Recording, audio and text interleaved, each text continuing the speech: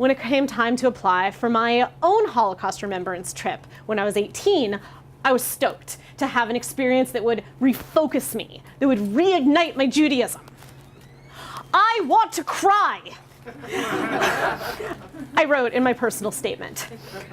I'd read and heard about the overwhelming experience people had when they go on those kinds of trips.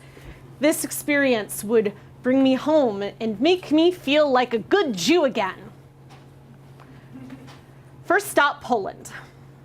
We're walking through what used to be the Warsaw Ghetto, and these 16-year-olds are looking around at what are now apartment high-rises, and they scoff.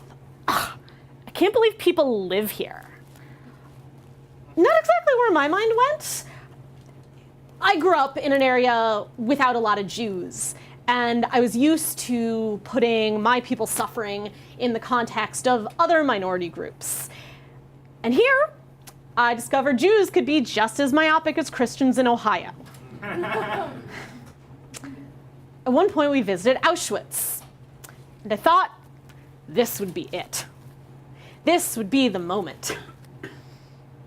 But I still didn't cry.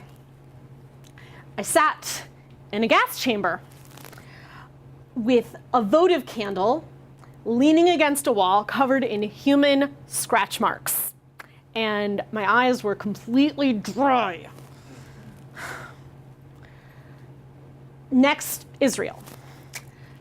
I cried once on the trip at the Holocaust Museum, Yad Vashem in Jerusalem.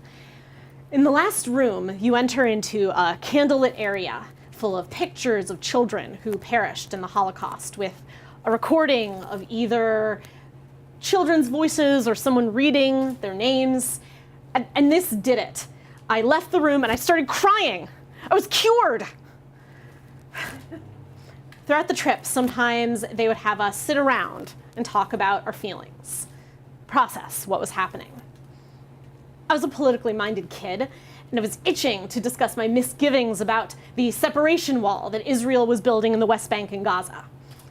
Not that I really knew much about the occupation and the specific ways Palestinian rights were being infringed. I knew that the Berlin Wall had been bad. Being raised by liberal baby boomers, I knew military was bad. I knew that a wall meant not peace.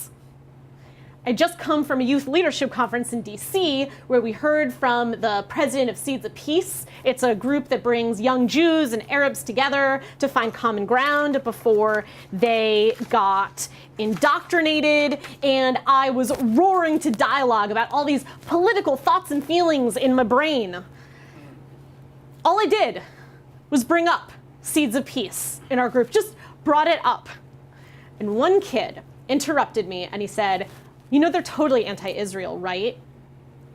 I was stunned. I mean, wasn't this organization working for peace? Wasn't the president of it Jewish? Weren't debate and dialogue Jewish values? And then more people piled on. I'd always been considered a good Jew, even if I was alienated from my peers in Hebrew school. It was usually because my thinking was beyond them, and they were idiots. My teachers recognized that and encouraged me. Here felt different. They were still idiots. Jesus Christ, there were so many of them. For the first time, I felt maybe I was getting Judaism wrong. That there was something wrong with me if I didn't feel comfortable wholeheartedly with all of Israel's military actions or the whole lack of separation of church and state thing. Weren't Jewish values supposed to be like dialogue between people of different backgrounds and fighting for human dignity? 10 Jews, 12 opinions. I got home and told my dad about the experience. "You think too much," he said, encouraging me not to look at things in such a black and white way. Told him how so many of the kids on the group bought Israeli army shirts to take home and how I didn't get one for him because I knew he wouldn't want one. "Not necessarily," he said. What? So I spent about a decade in the wilderness trying to avoid engaging with the Jewish world. A kind of Jewish Rumspringa. Still following the headlines, receiving emails from my dad's family in Israel about how the media is secretly pro-Arab and selling out the Jews. In college, I would go to Friday Shabbat dinners with my uncle's family and watched in confusion as my cousins transformed from secular frat bros to conservative, ultra-Orthodox family men. It didn't help that the Bush administration was in power during most of this time, so it was hard enough having critical left-wing conversation on anything, let alone about Israel.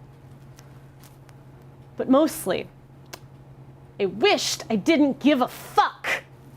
I wished I could take my revulsion for the idea of a modern religious state and tell the rabbinate to suck it, as well as my exasperation with the politically incorrect, racist American Jewish nationalists who go over to join the Israeli army to play Rambo. But then, I think of my grandma Maddie, who joined a liberal Zionist youth group in Canada to rebel against her beauty queen mother, who only missed out on going to start a kibbutz because she met a young man who had just come from running guns to Israel on a yacht. I could have been Israeli. And then there's my other grandma, Ruth, in photos visiting Israel with my grandpa and my dad for the first time in the early 80s, blissfully floating in the Dead Sea. For them, Israel was uncomplicated, or at least less complicated. For them, Israel wasn't this big religious movement. In fact, a lot of early Zionism was about rejecting religion, breaking free of archaic Jewish traditions they believed had been holding them back for 2,000 years. My grandmothers weren't thinking about religious settlements or Arabs. They were thinking about a sense of home, belonging, mystery, transcendence. I wish I could feel that. My first memory of Israel, when I was 9 years old, I remember in the middle of Hebrew school learning that Prime Minister Yitzhak Rabin was shot by an Israeli religious extremist.